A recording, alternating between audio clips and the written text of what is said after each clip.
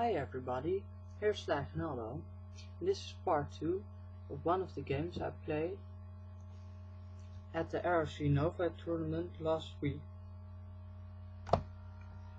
In the last video we saw he played bishop e6 and he thought that he could win a piece, but after queen e7 we saw that he couldn't, because after taking he could play rook d8 and then his bishop is pinned.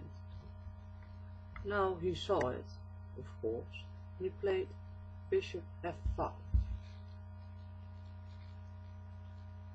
Now I thought that I could take on c5, and he played bishop takes c8, and I think this is a weak move, because my bishop on c8 is a weak piece, and his bishop on f5 is a strong piece. Normally, as I told in part 1, it isn't very smart to exchange a strong piece for a weak piece.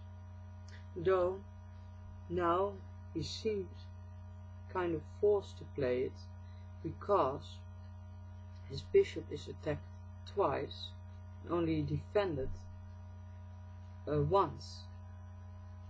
But I thought that knight e5, attacking my queen, then I should go to d6 with my queen, and then queen c2 might be a good continuation, because then he's attacking my knight and defending his bishop.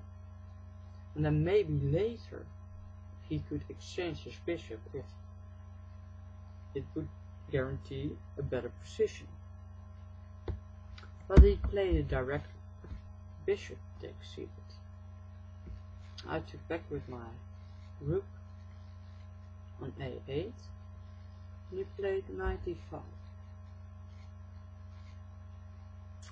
Obviously he's attacking my queen, and it's also pinning my knight, because if my knight goes away he may take to on c7 once he get more pieces on c5.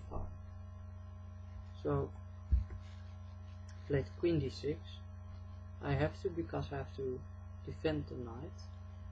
And he played queen c2, and I think this isn't a very strong move. Obviously he's now attacking my knight and putting more pressure on c7,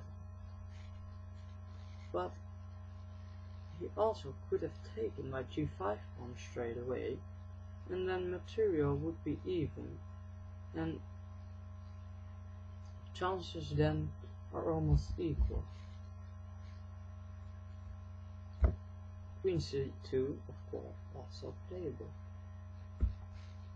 I played knight e6, normal move, and knight takes 4, attacking my queen, and now I made a mistake.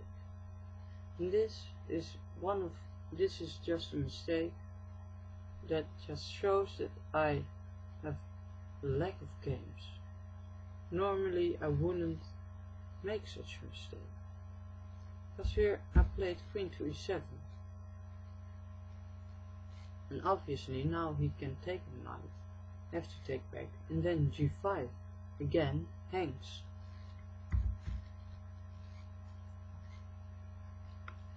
So I wasn't very sharp. The best move in this position is knight e4. As you can see, it's looking at a lot of squares, but it's not a very natural move, because it's pinning my knight. But because he hasn't any pawns on the e or c file that could attack my knight, it's standing quite strong on d4. Supported by e5. Normally when you have an isolated pawn, one of the strong points is that you can use the files, the fields that the pawn is attacking for your pieces, and this would be a very good option for me now.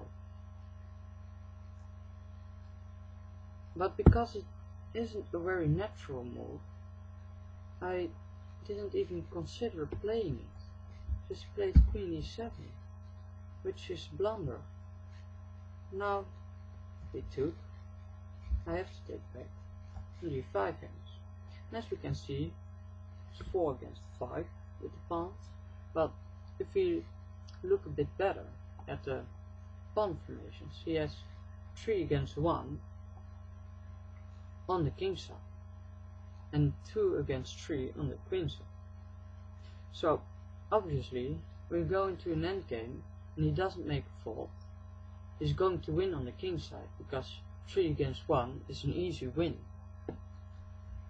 And in this position I try to get something out of it, but my position is just so weak that here I just decide to try and play this endgame and hope that he would make a mistake. But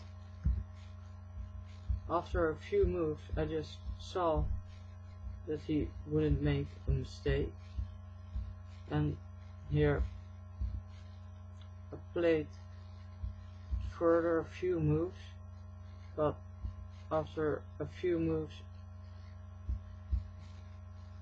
I just gave up, because this is a hopeless endgame, and if your opponent isn't going to make a mistake, then you do not stand a chance. Well, I hope you learned something from it, and the advice I want to give to you is to play a lot of games, if you can, because it gets errors out of your play. Thank you for watching. Any comments or questions, please leave them on YouTube, and I hope to see you next video. Bye.